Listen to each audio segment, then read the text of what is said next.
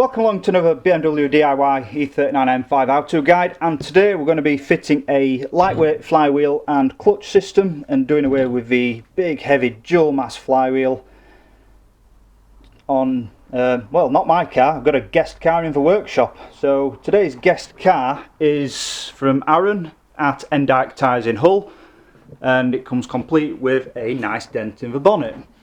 So he's not going to be happy about that, but there it is. So Endyke Tyres, one of the biggest tyre shifters in the UK with BAB tyres, and they do all sorts of flavours of tyres, and you know, I get my tyres from them. I run Westlake Sports, but they also provide Good Rides as well, which is a decent tyre for all sorts of what you need. So this is his M5 and we're going to be working on it. So first thing we're going to do is get the car on the ramps, and you've seen various videos what we've done before with regards to getting Undertrays off, so we're not even going to go there. And then we're going to get the exhaust off. So to do that, you've got a couple of bolts on the downpipes, so you've got two per side. Give them a good squirt with some release agent. Then you need to remove the oxygen sensors. Easiest way to do these: take off the trim panel underneath and unplug them, let them dangle, and then remove the centre bracing for the exhaust along with the torsion struts which go to the rear subframe. And then if your exhaust's got joins on, just pull the joins off there, or if it's all one piece still, you'll have to remove the 3 mounts per side and then have a handy assistant to help you down with the exhaust, as the standard one weighs an absolute ton. Right, once you've got the exhaust off, and as you can see it's a big old piece of kit, then we can start removing pieces of reflective heat shield material. So we're going to remove this aluminium heat shield, and then we can get the prop shaft off. To remove the heat shield, a couple of 8mm socket heads all the way down, and then it should just lower down nicely. Once you've got the heat shields off, you can then start work on prop. Mark your prop shaft against the gearbox joint so you know it's going back on its same place. And also it's a good time to inspect your gearbox joint to make sure it's not split, knackered and about to fall out and ruin your day. To remove the prop, 3 bolts on the prop to the joint, 6 bolts on the back to the diff, and then the centre bearing in the middle. Once the prop shaft's been removed, we can then remove the linkage off the bottom of the gear lever. Very simple. Undo this clip here and the linkage will drop down. Then when you lower the gearbox slightly, on top of the gearbox there's a couple of slide pins which lift up and slide sideways, and it allows the shifter support arm to be removed. It'll slide out from the bush in the bodywork, and the bush stays in the bodywork because it's a bit of a pig to remove the bush. And then at that point we can concentrate on removing the gearbox bolts from the bell housing which attach it to the engine. Once you've removed all the bell housing bolts from the gearbox using an E12 inverse Torx, the two on the dummy side for where a starter motor should fit on opposite hand drive vehicles, there's nuts on the back of them, so you'll need to get a hand and a spanner up back of there to hold them.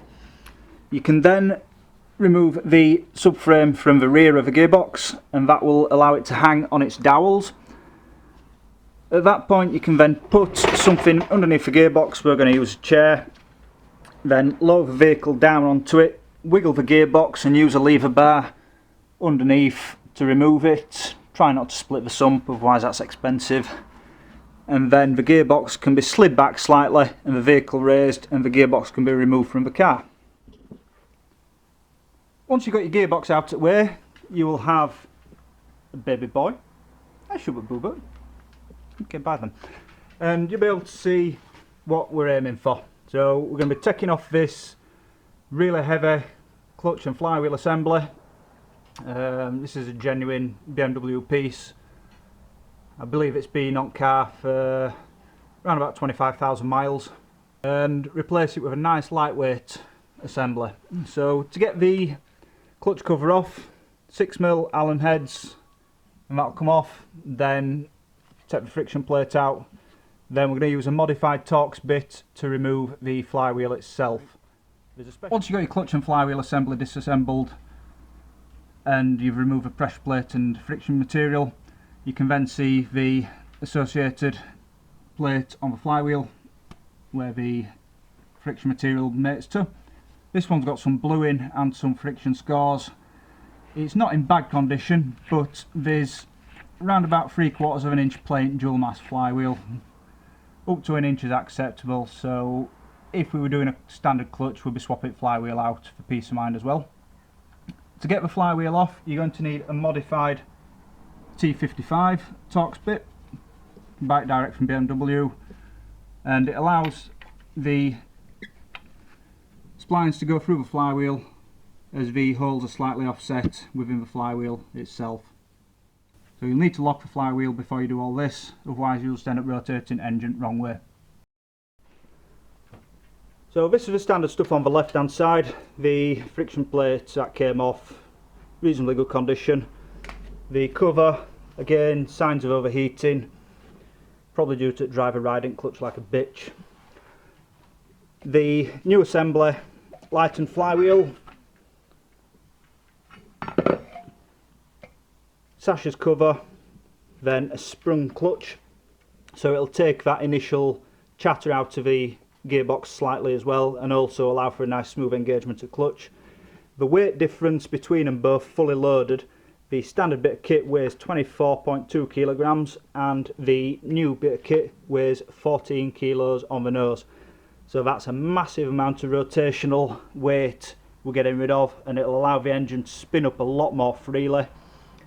Unfortunately, once it spins up freely, you dip your clutch, you also lose that momentum straight away. But it's ideal for fast road and track work where you're constantly at high revs and you're constantly wanting that top peak torque and peak horsepower. We're going to change the input shaft bearing, which sits in the rear nose of the crankshaft as well. It's in there pretty solid, so to get it out we're going to wedge a lot of wet blue roll in there. Then we're going to use a suitable bolt as a drift. Keep pushing it in. When you think you can't push any more in, start hitting the bolt with a hammer, and the hydraulic action will spread the blue roll out from behind and start pushing the bearing out. It'll move it around about 1/2 millimetre to 1 millimetre at a time, and you'll have to keep repacking it and doing the same. It'll take you about ½ hour to get out, unless you've got a specialist bearing puller, which I don't have handy as I lent it out, and generally I don't lend tools for this reason. As you can see, the bearing has now started to move outwards due to the hydraulic action of using a bolt and a hammer with a load of wet blue roll stuffed in there. When you think you've put enough in, it's never enough. You need to stuff more in there and keep feeding it and feeding it and feeding it every time you've hammered a bit more out.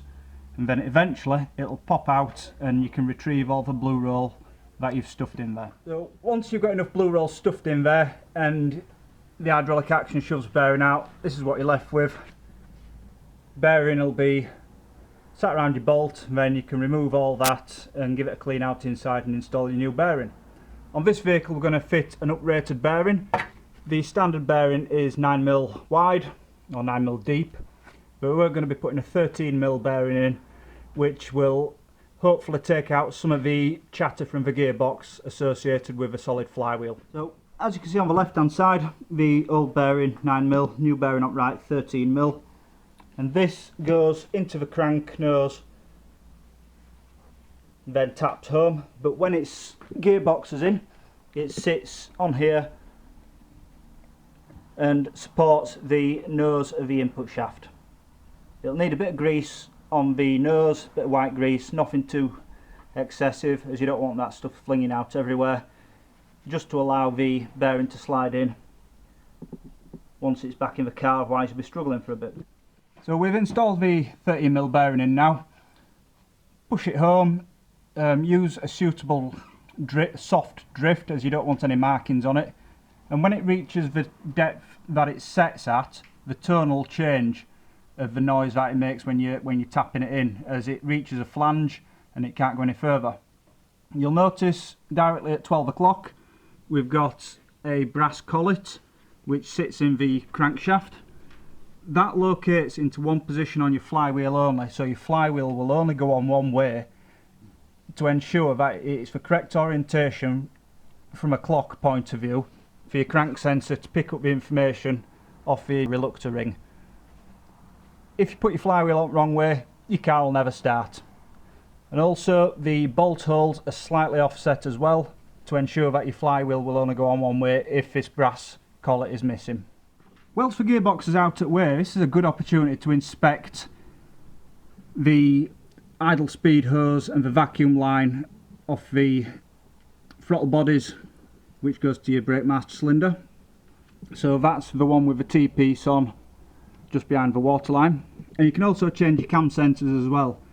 It is an ideal time to change your cam sensors as access is so simple. A couple of 10mm head nuts, M6 nuts, and you can get to your cam sensors straight away, and you can do it the job in here 10 minutes as opposed to a couple of hours going in from above. Now we can refit our nice shiny new flywheel. As I said earlier in the video, ensure that the brass collet lines up in the recess on the flywheel so all the mating holes line up. Then you can refit the securing bolts. The torque is around about 74-75 pound-foot of torque, and use a blue Loctite as well to ensure that the bolts are secured in place. Once you've torqued all your flywheel bolts up, you can start with one and then work your way around. There's no set sequence for doing them like head gasket bolts or anything like that. Mark them off as you do them, so you've got witness marks so you know which ones you've touched. Then check them all again to ensure they're all tightened to the same torque. Then give your flywheel a clean with some clutch and carb cleaner to ensure that there's no oil and grease on it before you offer up your new clutch plate and cover. Once you've got the cover back on, you can use a clutch alignment tool to ensure that the splines are perfectly central within the pressure plate, and this will then make it extra easy for putting your gearbox back on, as the input shaft will go straight through the splines into the bearing in the back end of your crank. Tighten up the securing bolts for the cover to 25 pounds-foot and use Loctite blue, and do them in an opposite fashion to allow the pressure plate to be pulled in evenly so you don't cause any damage to the pressure plate through twist. Before we put gearbox back in, we're going to change the nose joint on it as well, as this one's got a bit of slack in it, quite annoying, and it'll cause issues with selecting gears. A new one's about 15 quid, or in American, not many dollars, and for the sake of 5 minutes whilst gearbox is out, it's really simple. Undo the spring clip, slide off the shift lever, take out the spring clip from all the way around it, then inside there's a little bolt head, like a pin. You can use a drift to hammer that through, and then it'll slide off. So once the new joint's on and you've inserted a roll pin back through and put the spring clip over to stop it coming back out to the other side, you can then reinsert the shift lever, and there will be a couple of small yellow bushings to take up any lateral slack. Put brand new ones on, as it's worth changing for the sake of pennies. Once you've got gearbox off, it's a good time to change the nipple for the release arm. The standard one's made of plastic, and you can get an updated one which is made of CNC machined steel. The standard one wears because it's plastic and is liable to break, and if it does, your release arm drops down and causes you some grief. You can also inspect the back plate to ensure that there's no gearbox leaks. If it is leaking, it's 4 M6 bolts. Pull off the nose seal, then there's a R23 style seal in there, you can replace that. Once you fit the new nipple, you can then fit the release arm, brand new clip to retain it in place, and put a new release bearing in as well. It's recommended that you give the slider a good wipe round, clear any previous dust and debris off it, and then use a tiny amount of lithium grease so it slides nice and free and doesn't squeak, as with the build up of all crap it's gone dry. The release bearing has a wobble plate where it mates to the splines. That's normal, it's correct, because it allows us the different angles slightly in the splines when this moves backwards and forwards. Putting the gearbox back in, obvious reasons I couldn't film doing that. We had the gearbox sat on a workshop stool, lowered the car down to the gearbox, then slid the gearbox back in place.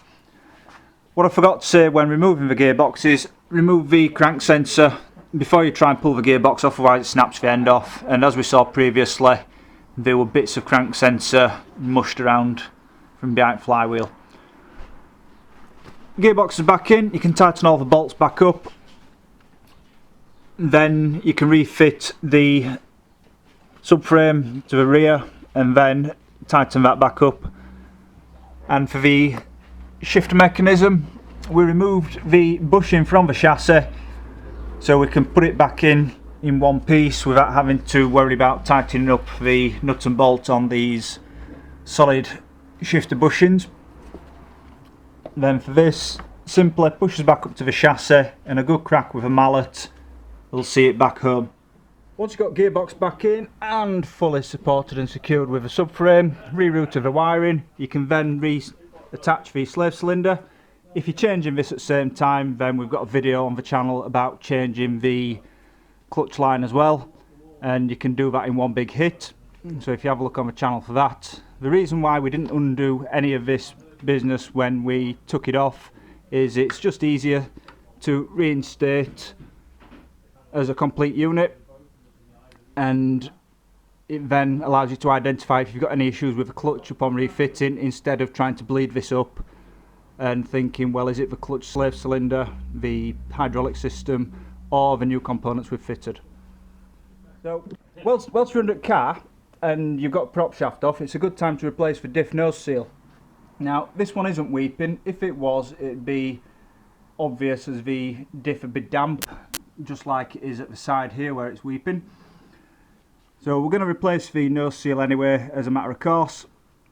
First thing you need to do is mark the nut against the pinion shaft using a centre punch, as once you tighten the nut back up, that will be the torque point to ensure that the correct preload is applied to the diff.